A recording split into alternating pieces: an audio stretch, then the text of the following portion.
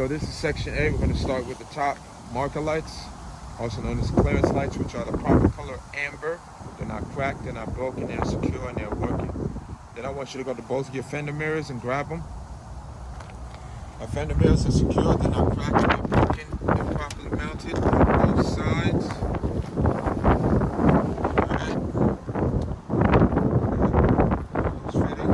Then we go to our hazard lights. They're the proper color amber, they're secure, and they are working. Alright. Our headlights are also working. They're the proper color clear. They're not cracked, they're not broken, they are secure. Then we have our license plate, which is the proper color.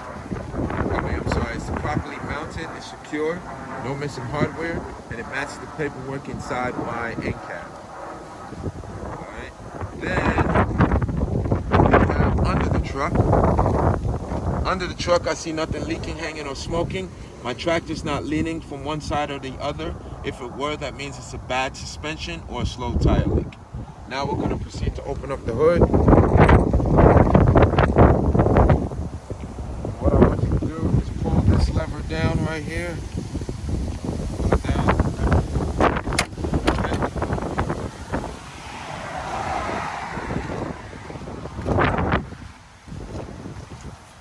Do the same thing onto this side. Alright, so what I want you to do, go in front of the truck. You're going to put your foot, I'll hold your phone. Alright, so what you're going to do is lift it up, pull it towards you on the count of 3. 1, 2, 3. You did the other side? Make sure you...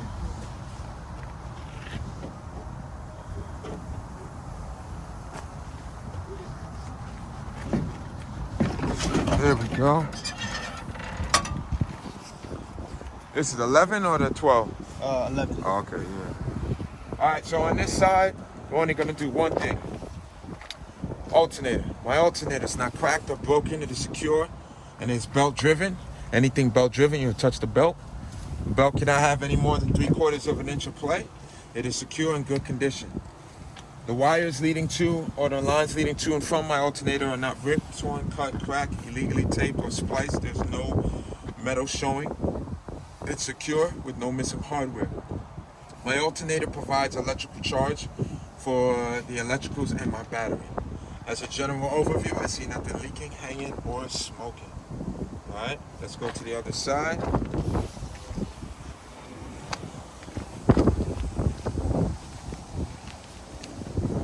Alright, on this side, we're going to start with our coolant reservoir. It's not cracked, broken, or leaking. It is secure and properly mounted, and it stores coolant that helps keep my engine cool. Now, if it were low, because it is a C class, I would check by waiting till it's cool to the touch, open it up, get the proper fluid, and make sure it's at the proper level. Then I would check the hoses leading to and from it, along with the lines, make sure they're not ripped, torn, cut, cracked, leaking, or illegally taped or spliced. And my coolant reservoir stores coolant that helps keep engine cool. Now, one of the hoses leading to from the coolant reservoir leads to the water pump, and the water pump on this truck is in front. It's not cracked, broken, or leaking, and it is belt driven. On the test truck, the water pump will be right here, and then you can touch the belt. The belt cannot have any more than 3/4 of an inch of play on the water pump, and is in good condition. It's not cracked or broken. My water pump simply pumps coolant to the radiator to keep the engine cool. It's not cracked, broken, or leaking, and the hoses are properly clamped, not cracked, broken, or leaking. After the water pump, we're going to go to our oil fill tube and oil dipstick, which are both secure. They're not cracked, they're not broken, they are properly mounted and secure. They help me check the level of oil inside my engine by pulling out the dipstick, wiping it clean, reinserting the dipstick, and then putting the dipstick in to check the level of oil. If it were low, I would open the oil fill tube with the funnel, add the proper oil, and make sure it's at the proper level. After the oil fill tube and oil dipstick, we're going to go to the air compressor, which is gear driven. It's not cracked, broken, or leaking, and it compresses air to the air tanks for the brakes. There is no missing hardware, and the hoses are secure, properly clamped with no leaking. After the air compressor, we're going to go to the power steering reservoir. The power steering reservoir is secure, it's not cracked, it's not broken, it's not leaking, and it stores power steering fluid that helps turn my steering wheel. If it were low, I would open the cap, get the proper fluid, and make sure it's at the proper level. The hoses leading to and from my power steering reservoir are properly clamped. They're not cracked, broken, or leaking. After the power steering reservoir, we're going to go to the power steering pump, which is securely mounted. It's not cracked, broken, or leaking. It is gear driven, and it pumps power steering fluid to the gearbox to help turn my steering wheel. The hoses are secure, and it's not cracked, broken, or leaking. Now again, it pumps power steering fluid to the gearbox to help me turn the steering wheel, which will lead me to the steering column. I want you to grab the steering column for me. It does not have any more than 10 degrees or 2 inches of play. It is straight, it's not cracked, broken, or illegally welded, and it's secure on both ends with U-joints, which are properly greased. Alright? U-joints. Okay? After the U-joints, we go to the gearbox. Not cracked, broken, or leaking. It is secure and properly mounted with no missing hardware, no illegal welds. The hoses from the gearbox are secure and properly clamped. After the gearbox, we'll go to the 4-piece steering linkage, which consists of pitman arm, drag link, steering knuckle, and tie rod at the bottom. So again, it's the pitman arm, drag link, steering knuckle, tie rod. All 4 pieces are secure with the caster nut and powder pin. They're not cracked, broken, or illegally welded. No missing hardware, and properly greased where needed. After the 4-piece steering linkage, we're going to go to the frame. The frame cannot be cracked, broken, or illegally welded. It is secure with no holes permitted, and all nuts and bolts are present. From the frame, we'll go to the spring hanger. It's not cracked, broken, or illegally welded. No missing hardware. It is secure. From the spring hangers, leaf springs. Leaf springs, no more than 25% damage. They're not cracked, broken, missing, or scissored. No illegal welds are permitted, and they are secured to the axle with 2 U-bolts, 4 nuts, along with the saddle at the bottom. All right, 2 U-bolts, 4 nuts underneath, saddle, and bump stop.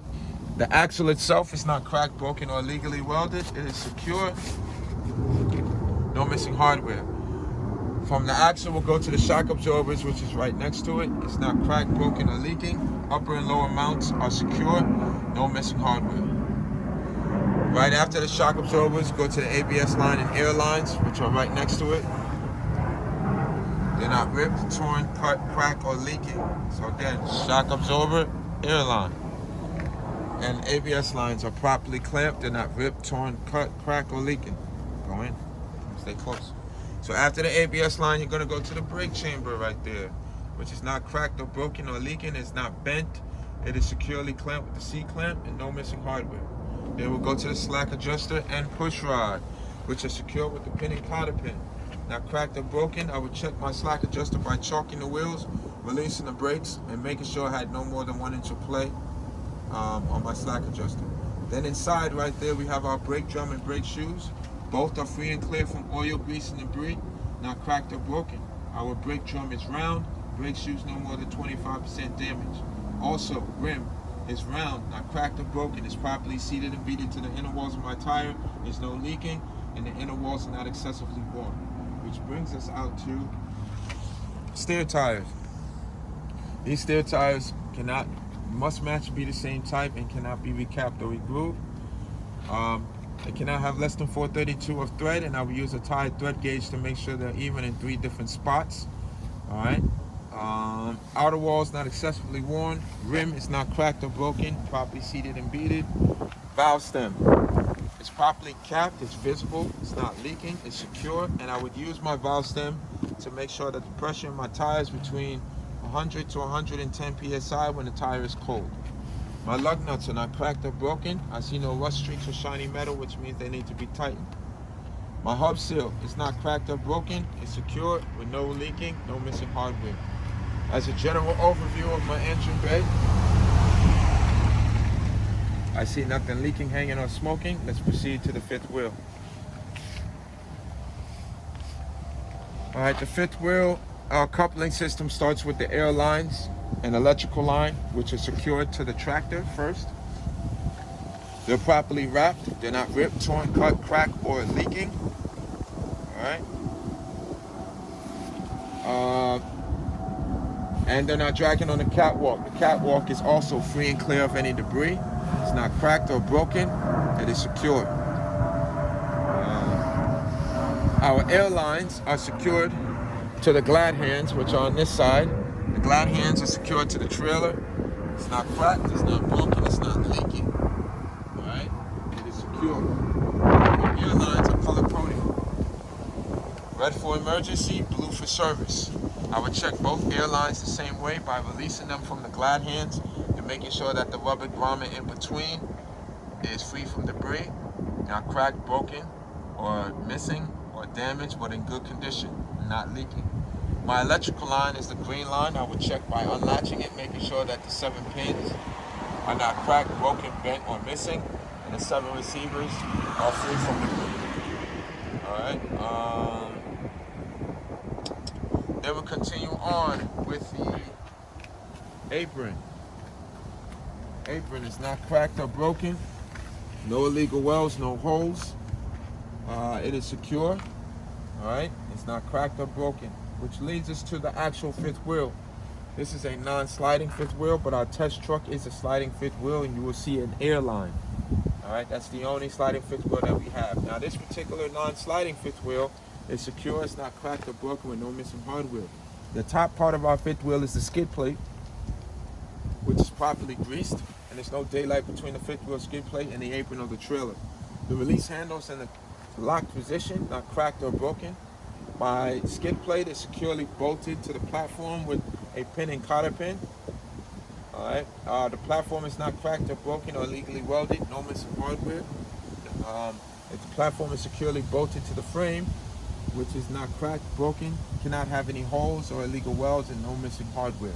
Now we will continue with the fifth wheel by going under the trailer to make sure we finish the skid plate. So we're under here. Alright, so under here, in between the fifth wheel skid plate, we're looking at our lock jaws, which are properly greased.